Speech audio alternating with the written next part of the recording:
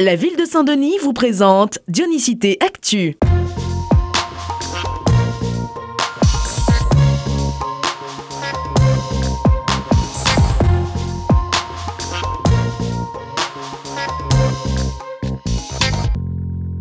L'ambiance était solennelle ce dimanche 14 juillet dans le grand salon de l'ancien hôtel de ville. Comme chaque année depuis 2009, la ville de Saint-Denis distingue, le jour de la fête nationale, les Dionysiens qui ont servi l'intérêt général et dont les parcours peuvent être donnés en exemple. C'est très important de récompenser effectivement des personnalités qui sont très engagées dans la ville de Saint-Denis, personnalités qui sont des exemples pour bien sûr les Dionysiens et au-delà pour les Réunionnais et surtout pour nos jeunes.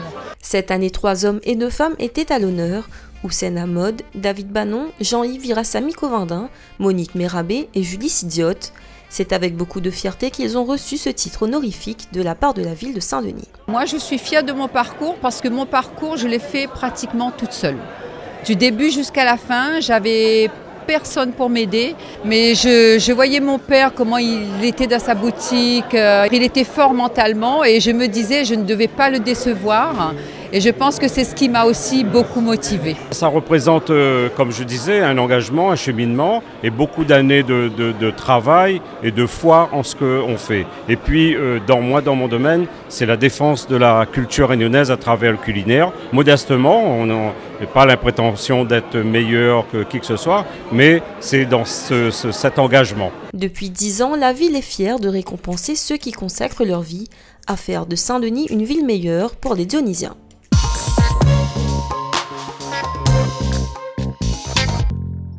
Le Stade de l'Est est en plein chantier. Depuis janvier, de gros travaux de réhabilitation du complexe sportif sont en cours et actuellement, c'est sur le toit que cela se passe. Sur le Stade de l'Est, Albioma Solaire Réunion, en partenariat avec la mairie de Saint-Denis, est en train d'implanter une centrale photovoltaïque dont la particularité est qu'elle est munie d'un système de stockage d'énergie à base de batterie. On met en œuvre 4224 panneaux photovoltaïques et ça représente l'équivalent de consommation de 1225 foyers réunionnais. Cette première phase du chantier se terminera en août 2019 pour laisser place à la suite des travaux sur le petit et le grand Stade de l'Est.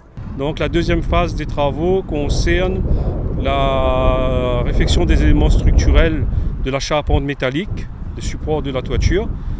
Et la troisième phase va concerner la réhabilitation totale du stade, c'est-à-dire la construction des sanitaires, de nouveaux locaux. Au total, ce sont près de 4,6 millions d'euros qui sont consacrés à ces travaux, dont 1 million dédié à la réfection de la toiture. La livraison finale est prévue pour fin 2020.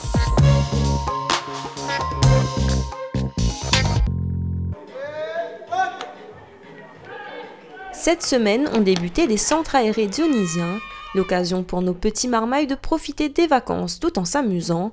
À l'école Bouvet mercredi, c'était journée spéciale Koh-Lanta pour les maternelles et primaires. Au programme, des activités ludiques dans la joie, la bonne humeur et le tout en musique.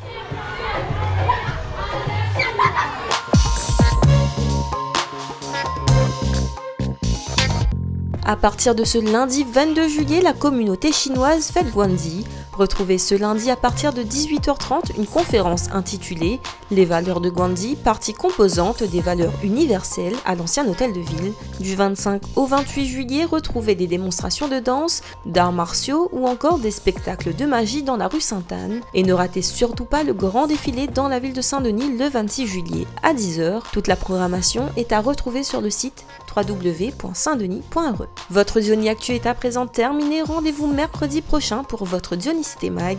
Bon week-end et à bientôt.